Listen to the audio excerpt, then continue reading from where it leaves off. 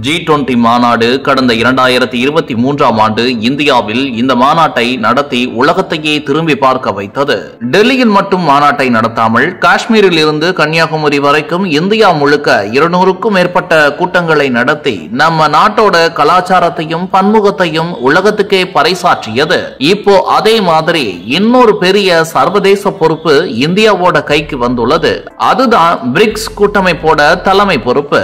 2026 வருஷம் முழுக்க இந்தியா தான் இந்த பிரிக்ஸ் கூட்டமைப்புக்கு தலைமை தாங்க உள்ளது. இந்த முறையும் G20 மாநாட்டை மாதிரியே ஒரு பிரம்மாண்டமான திட்டத்தை மத்திய அரசாங்கம் கையில எடுக்க உள்ளது. முதலில் இந்த பிரிக்ஸ் என்னவென்றால் பிரேசில், ரஷ்யா, இந்தியா, சீனா, தென்னாப்பிரிக்கா என்று வளர்ந்து வரும் 5 பெரிய பொருளாதாரங்கள் சேர்ந்து தொடங்கியதுதான் இந்த அமைப்பு. இப்போ இதுல இன்னும் சில நாடுகளும் சேர்ந்ததால இது ஒரு பெரிய சக்தி வாய்ந்த ஒரு கூட்டணியா மாறி இருக்கு. இந்த பிரிக்ஸ் கூட்டமைப்போட தலைமை பொறுப்பு ஒவ்வொரு வருஷமும் ஒவ்வொரு நாட்டுக்கு கை மாறும். அந்த வகையில 2026ஆம் வருஷத்துக்கான தலைமை பொறுப்பு இப்போ நம்ம இந்தியாவுக்கு கிடைச்சிருக்கு. போன தடவை G20 தலைமை பொறுப்பு நம்ம கிட்ட இருந்தப்போ பிரதமர் மோடி ஒரு புது மாடலை அறிமுகப்படுத்தினாரு. அது என்னன்னா, மாநாட்டை டெல்லியோடு மட்டும் நிறுத்திக்காம இந்தியாவுல இருக்கிற எல்லா மாநிலங்கள் யூனியன் பிரதேசங்களுக்கும் கொண்டு போனதுதான். இதனால உலக தலைவர்கள் நம்ம நாட்டோட எல்லா பகுதிகளோட வளர்ச்சியையும் கலாச்சாரத்தையும் நேரடியாக பார்க்க முடிஞ்சது.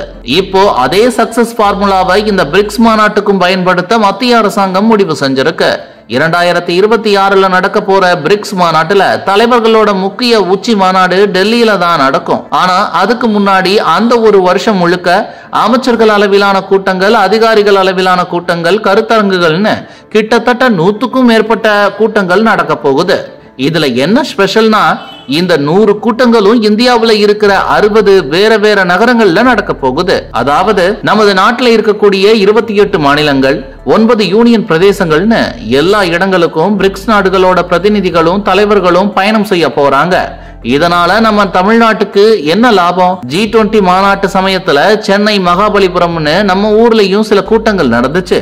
அதே மாதிரி இந்த பிரிக்ஸ் மாநாட்டு சமயத்திலையும் நம்ம தமிழ்நாட்டில் இருக்கிற முக்கிய நகரங்கள்ல சில கூட்டங்கள் நடக்க வாய்ப்பு இருக்கு. அப்படி நடந்தா பிரிக்ஸ் நாடுகளை சேர்ந்த தலைவர்கள் நம்ம ஊரோட வளர்ச்சி, கலாச்சாரம், சுற்றுலா தலங்களை பார்த்து தெரிஞ்சிருப்பாங்க. இதனால நம்ம மாநிலத்துக்கு புதுசா முதலீடுகள் வர்றதுக்கும் சுற்றுலாத்துறை வளர்க்கறதுக்கும் ஒரு பெரிய வாய்ப்பு கிடைக்கும்.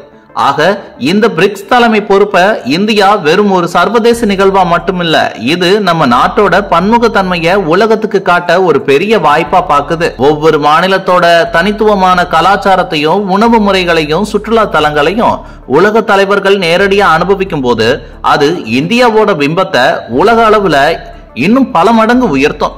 இந்தியானா வெறும் டெல்லி, மும்பை மட்டும் இல்லைங்க. ஒவ்வொரு ஊரும் ஒரு தனி அழகுங்கிறத இந்த ஒரு படி உலகத்துக்கே உணர்த்த போகுது. G20 வெற்றிகரமா நடத்தி முடிச்ச இந்தியா இப்போ பிரிக்ஸ் மாநாட்டையும் அதே மாதிரி ஒரு பிரம்மாண்டமான சரித்திர சிறப்புமிக்க நிகழ்வா மாத்த தயாராகிட்டு வருது. இது உலக அரங்கில் இந்தியாவின் செல்வாக்கு எந்த அளவுக்கு உயர்ந்திருக்கு அப்படிங்கிறதுக்கு ஒரு மிகச்சிறந்த உதாரணமாகும்.